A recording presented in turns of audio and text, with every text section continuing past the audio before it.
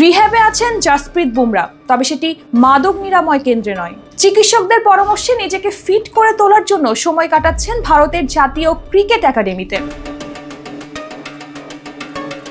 Border Gavaskar ট্রফির ম্যাচে ইনজুরিতে পড়ে দীর্ঘদিন ক্রিকেট থেকে নিজেকে গুটিয়ে রাখেন বুমরা। এরপর চিকিৎসকদের পরামর্শে জাতীয় ক্রিকেট একাডেমিতে রিহ্যাব শুরু করেন, কারণ ভারতীয় ক্রিকেট বোর্ড বুমরাকে নিয়ে ধীরে চলো নীতির সিদ্ধান্ত নিয়েছে। মূলত চ্যাম্পিয়ন্স ট্রফিতে বুমরাকে খেলাতেই এই সিদ্ধান্ত নিয়েছে Bharat cricket board.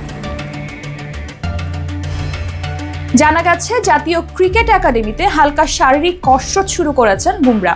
Short run আপে নেটে বলও করছেন প্রতিনিয়ত, তবে শরীরের উপর পুরো জোর দিচ্ছেন না তিনি, কারণ অস্ত্রোপচার ছাড়াই সুস্থ হয়ে উঠতে চায় বুমরা। ভারতীয় ক্রিকেট বোর্ডের এক কর্মকর্তা জানিয়েছেন, 2023 সালের বিশ্বকাপে হার্দিক পান্ডিয়া এবং শুভমন গিলকে নিয়ে বোর্ড যেভাবে কাজ করেছিল সেই একইভাবে বুমরাকে নিয়ে কাজ করছে তারা।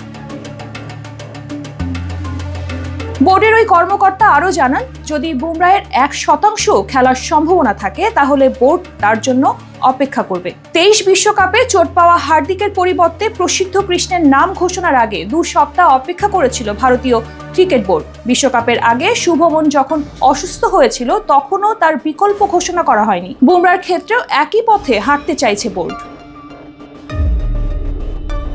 19 ফেব্রুয়ারি থেকে শুরু হবে চ্যাম্পিয়ন্স ট্রফি। 12 ফেব্রুয়ারির মধ্যে প্রত্যেকটি দলকে চূড়ান্ত দল ঘোষণা করতে হবে। চোটের কারণে যদি কোনো ক্রিকেটার বাদ পড়ে তাহলে দলে পরিবর্তন আনা হবে। এই সুযোগটাই নিতে চাচ্ছে ভারতীয় বোর্ড। এই সময়ের মধ্যে বুমরাকে সুস্থ করে তোলার চেষ্টা করবেন তারা।